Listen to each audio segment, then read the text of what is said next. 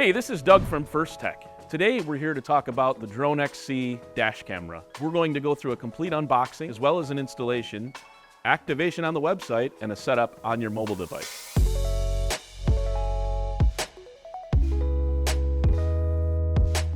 This is what you're going to find in the Drone XC Dash Camera box. First of all, we're going to show you the quick start card. This is meant to be used by your customer, obviously, so you will forward this along to the customer, and it shows all of the pieces and parts and functionality that the customer will need. The next part that's going to come in here is going to be your wiring diagram. So this sheet will show you the wiring schematic for not only a standalone installation, but also a data-to-data installation when using the Drone XC along with a controller or a brain. So this is the Drone XC Dash Camera. This includes a drone module as well as a fully functional dash camera. So you don't need an additional device to control or track your vehicle. Everything is built right into this camera. A couple things I want to point out along the lines of the camera itself. First of all, you're going to see two buttons. These are the only user interface buttons on the camera. So the customer will be able to turn the Wi-Fi on and off using the Wi-Fi button and start a manual recording with the record button that's on the device itself. The other thing I want to point out is on the back of the camera, you'll see there's a 16-pin connector. This is where obviously all of your wiring is going to be connected. Lastly, the bracket that the Drone XC mounts with includes a large double-sided sticky pad that allows for a secure mounting to the windshield itself. And then when you remove this bracket, which is done very easily by opening this door on the side and then sliding the bracket on the device itself, and it pops right off. So once you remove this bracket, you're going to expose the serial number of the device as well as the ICC ID. If you are not logged in as a dealer and you're activating this device as a guest, you will need the last 6 digits of this ICC ID number. If you're logged in as a dealer, you will just need the serial number, and that will allow you to activate the device for the customer, and then they just have to complete the registration after that device is activated.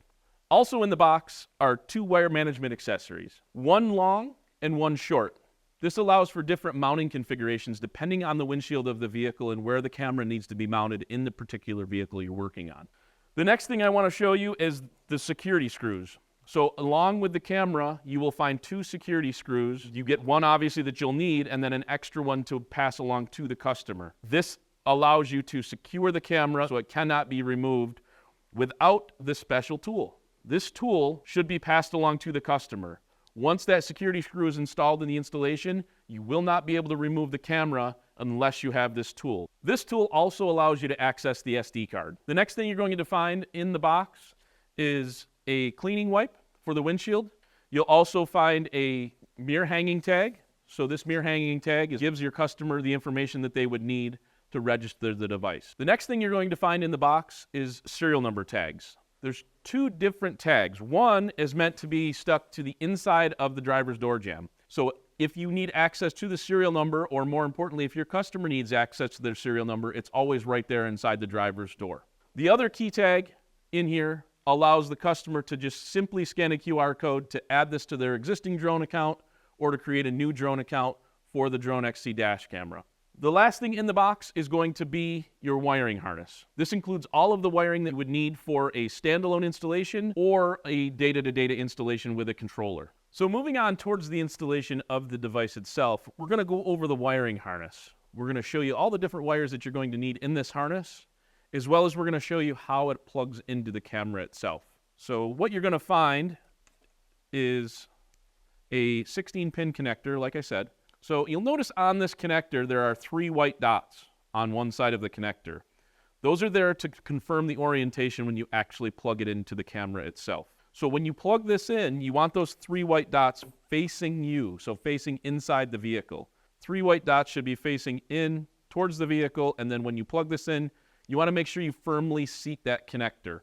Once it's plugged in, then you can proceed to clean up your harness here. So let's go over the different wires that you're going to find in this harness. So we'll start with this female connector that allows you to add an additional camera. It can either be a rear view camera or an interior camera, which are both sold separately. The next thing you're going to find is a green wire. This green wire is your ignition input. Then you will find a twisted pair of brown and white wires. This is for CAN communication with the vehicle. At this point, this is not going to be used in any installation, so we'll just cut and insulate this And then lastly, you will find the main connector. This black heavy cable will run up over the headliner, down the A-pillar, to the controller, or to allow you to feed power and ground to the camera. So we'll find the other end of this connector, and I'll show you what's here.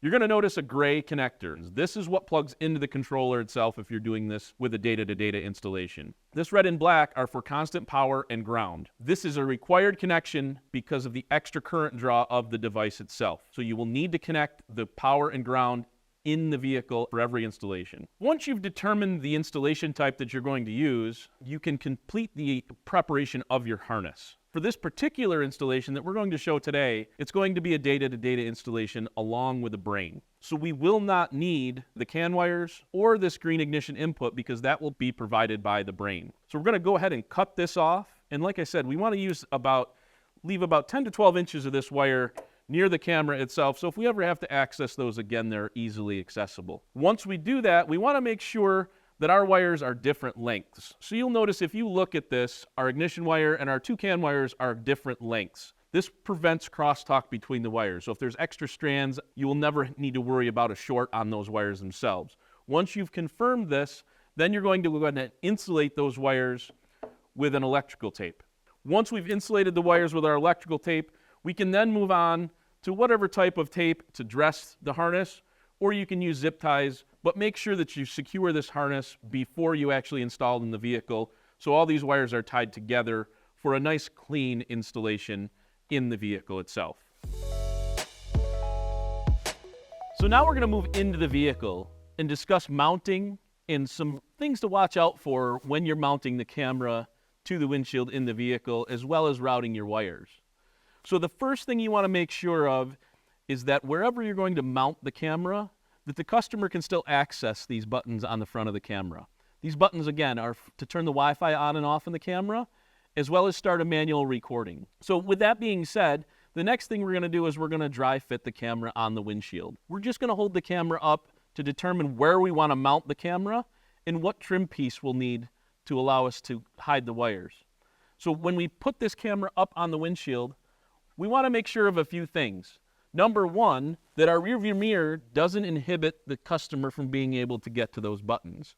So if you move your rearview mirror out of the way, which is fine, make sure that wherever you mount your camera, when you put the rearview mirror back to its position, that it's not going to obscure those buttons from the customer's reach. Once you've figured out exactly where you want to mount the camera, the next thing you're going to want to do is make sure that the camera is straight, because once you stick this to the windshield, you're not going to be able to adjust the angle side to side. You can adjust the camera up and down, but you won't be able to twist the lens from side to side.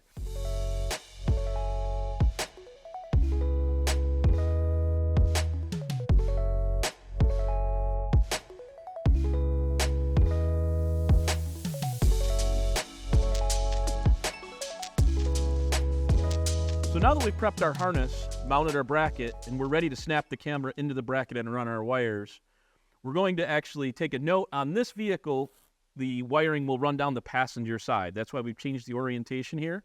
Normally, if you're doing a standalone installation or an installation on a vehicle where the remote start brain is on the driver's side, we would be routing our wires down the driver's side instead of the passenger side. Once you route your wires above the headliner, come down the A-pillar.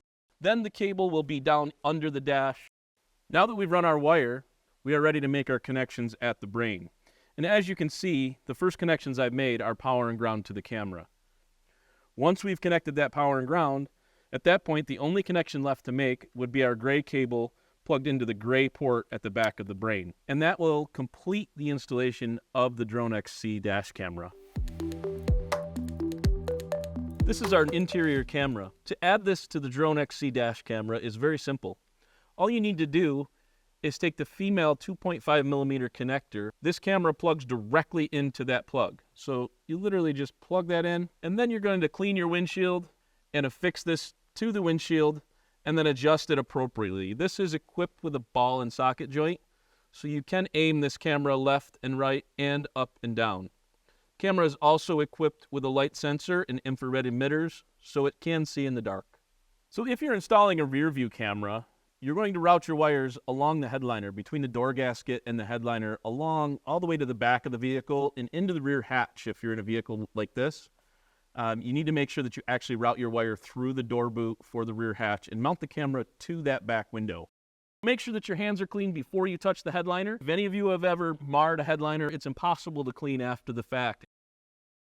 And that would plug into the same connector as the interior camera in place of that. So it's either the interior or the rear view camera for this particular application. It's one or the other.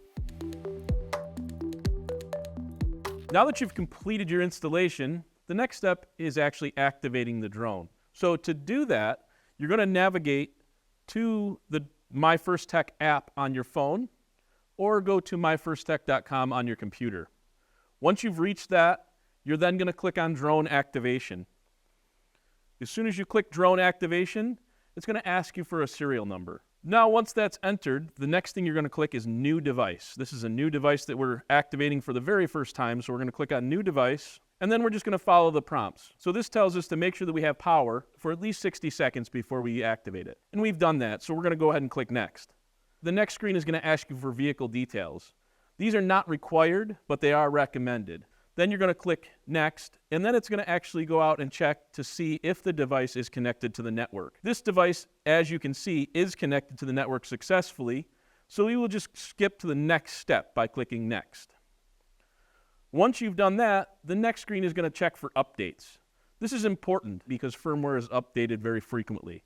So just go ahead and click on Check for Update, and this particular device is already updated, so it just tells us that the firmware is up to date and we can go on past this step.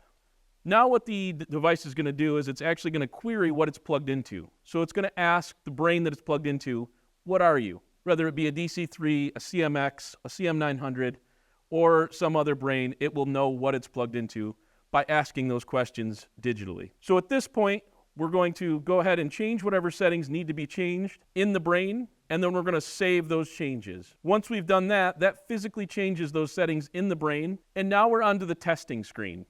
So we're actually testing to make sure that the drone responds to our commands from our app. So if verified GPS, the next step we can send an ARM command or whatever command you'd like. It doesn't necessarily have to be an ARM or a disarm command. We need to send 2 successful commands, and as you heard, I sent a successful command, the vehicle responded. So now we know that this device is up and running on the network and actually operating.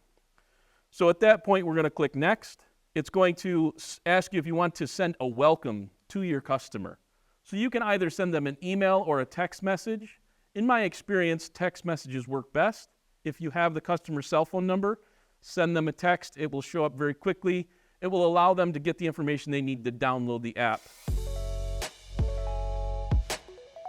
So once you've completed your installation, you've completed the activation of the device and also completed the registration, you will be able to live view the dash camera from the app. So we're going to demo what it looks like in the app to actually see the live view from the camera. So what you're going to do in the app is scroll all the way to the bottom of the home page. So scroll all the way down to the dash cam section, and you can connect to the camera via Wi-Fi or through the cellular network. In this case, we're right next to the car, right next to the camera, so we're going to choose Wi-Fi, and then we're just going to tap where it says Tap to Live View. And then once we do that, our live view is going to come right up on our phone, and then if you see, I wander over in front of the car, you'll see me appear on the camera, and I'm actually live viewing myself in real time. As you can see, this is an exciting new product. Not only is it easy to use and easy to install, but it also adds another layer of security for control as well as monitoring your vehicle that is unmatched in the industry. Thanks for watching, and stay tuned for more Drone XC content coming your way.